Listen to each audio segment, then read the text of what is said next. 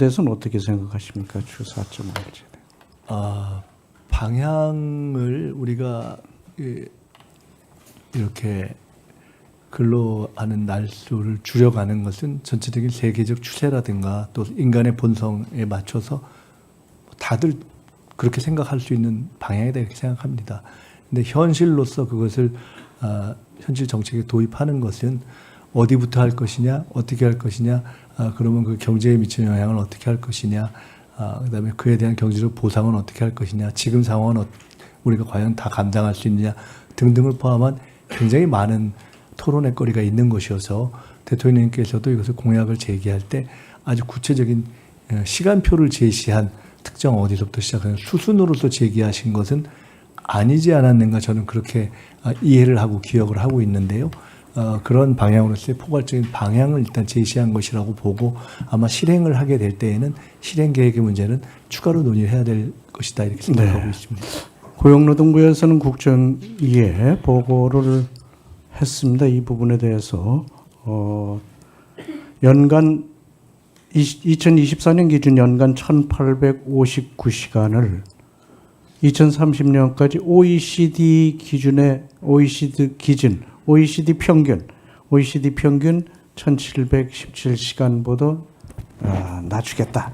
이런 목표를 제시를 했는데 좀 성급한 측면이 있다고 보시는 건가요?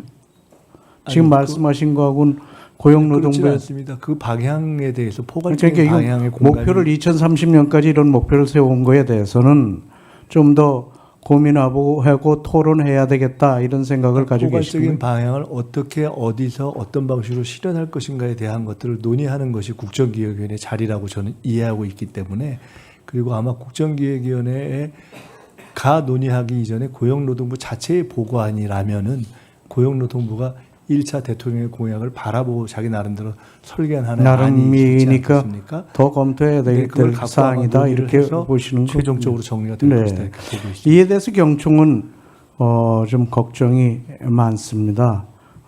연장 근로 단위 확대라든지 유연근무제 도입 등 노사 간 자율적으로 선택할 수 있도록 보장을 해달라는 요구를 하고 있는데요. 지금 경제가 굉장히 어려운 상황이니까 그런 요구를 한 것 같습니다.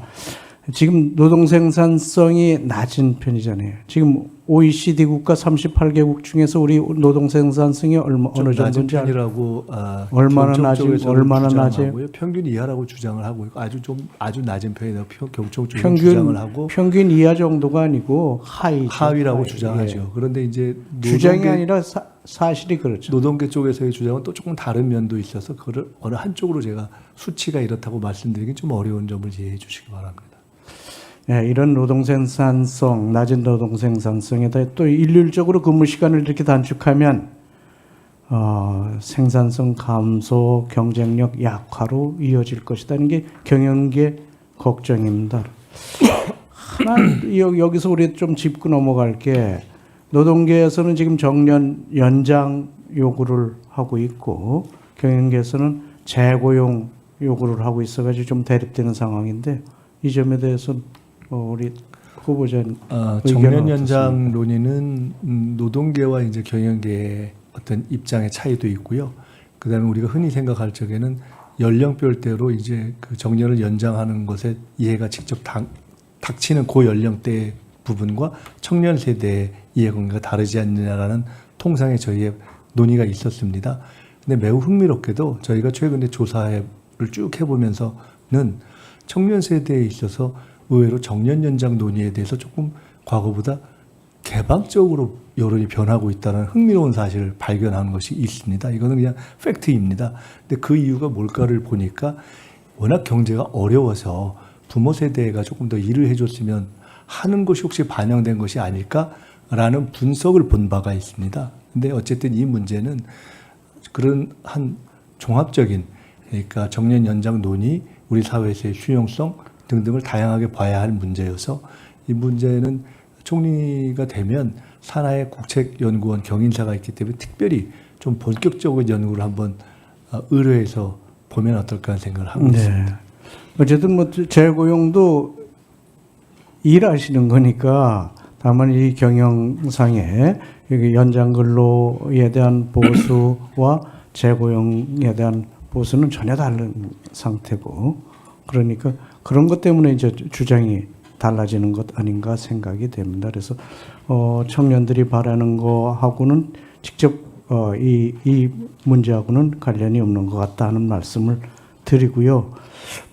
반도체가 대한민국 먹거리 산업 아닙니까? 그렇죠? 그렇게 네. 알고 계시죠? 그렇습니다. 네. 우리나라 수출 전체 지금 얼마예요? 수출액. 수출에 지금 보세요. 반도체가 마켓 시어가 한 10% 정도 되지 않나요? 얼마요? IT 부분이. 반도체만. 반도체만은 글쎄 모르겠습니다. 반도체만은 어떻게 될까요? 한번 확인해 보겠습니다.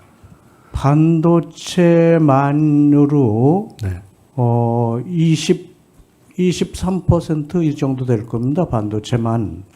어쨌든 우리나라 가장 압도적인 한 부분이죠. 1,400조가 지난해 넘어섰는데 전체 한 6,200조, 6,200억 불, 6,200억 불 중에서 1,400억 불 이상이 반도체니까 20몇 % 되잖아요. 저 지금 말씀하신 건 이제 우리나라 수출에서의 저기를 네, 말씀하신 우리나라 것이고 수출. 저는 조금 전에 글로벌 마켓 시어에 대한 것을 마켓 시어 드렸던 말고 거죠. 우리나라 네.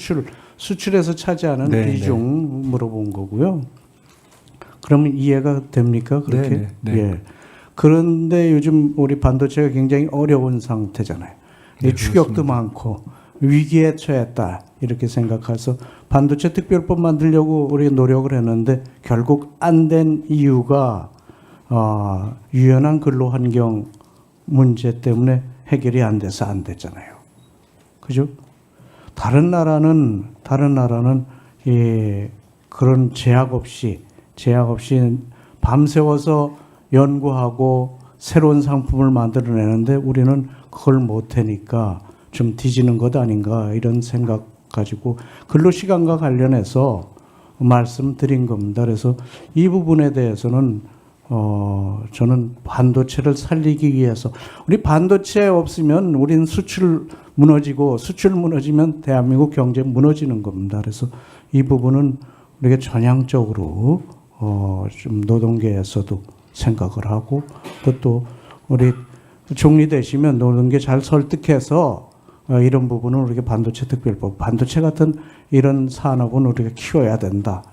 이런 생각을 가지고 있는데 어떻게 보십니까? 네, 반도체에 대한 중요성은 산업의 쌀이라고 하는 상황이기 때문에 더 말씀드릴 것도 없고 더구나 이후에 우리는 그것이 반도체가 미국과의 관계라든가 이런 등등 또 대만의 경우들을 볼 때 안보에도 중요한 의미가 있기 때문에요.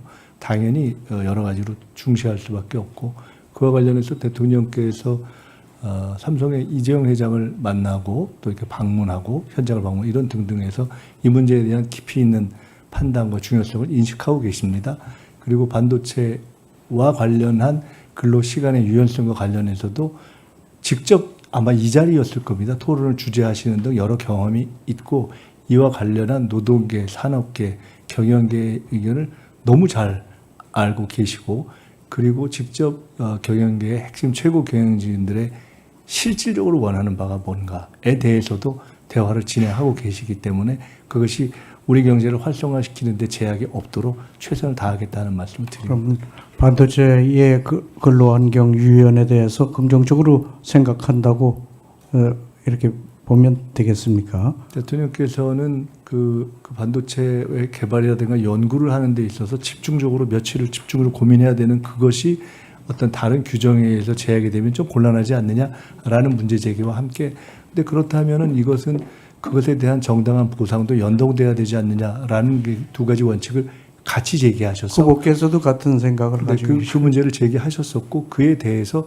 굳이 그것을 반도체 특별법상의 다른 법 규정의 개정으로 갈 필요는 없지 않겠나 하는 것으로 일단 노사 양측에서 조정이 된 상태 내지는 양해가 된 상태로 알고 있고 저는 그때 대통령께서 제기하실 원칙들이 굉장히 유의미하다 이렇게 생각합니다. 그 문제만 해결되면 반도체 특별법 빨리 개정해서 제정해서 우리가 좀 반도체 산업을 지원해 줄 수 있으리라고 생각합니다. 총리 되시면 좀 적극적으로 역할을 해 주시기를. 네, 그렇게 하겠습니다. 바랍니다. 당시 아마 정책 측에서는 그 쟁점을 빼놓고도 할 수 있는 것들을 먼저 선 해결하고 가도 된다라는 정도의 판단을 했던 것으로 저는 들어서 그런데 알고 그게 있습니다. 뭐 선해결이 잘 안 되니까 안 되거든요. 그러니까 잘 살펴보시고 적극 좀 지원해 주시고. 네. 뭐 시간이 좀 많이 갔는데 AI 중요성 잘 알고 계시죠? 그래서 우리가 1차 추경에 GPU 1만 개 구입하는 예산도 세웠는데 이렇게 AI 고도화도 필요하고 우리가 좀 뒤처졌어요. AI 고도화도 기술 고도화도 필요하고 또 한편은 AI를 빨리 모든 산업 자동차라든지 가전이라든지 모든 산업에 적용하는 것 이 부분에 우리가 좀 소홀하고 있는데 여기도 좀 노력을 해야 되겠다는데 동의하시는지 그 점만 묻고 전 마치도록 하겠습니다. 제가 안보에 의해서 경제에 의해서 위원장님께서 AI에게까지 이렇게 폭 넓게 관심 갖고 질문 주셔서 제가 더 앞으로 더 깊이 이렇게 말씀을 여쭙고 지혜를 여쭤야 되겠다는 생각을 하고 있습니다. 그렇게 하겠습니다. 네. 자.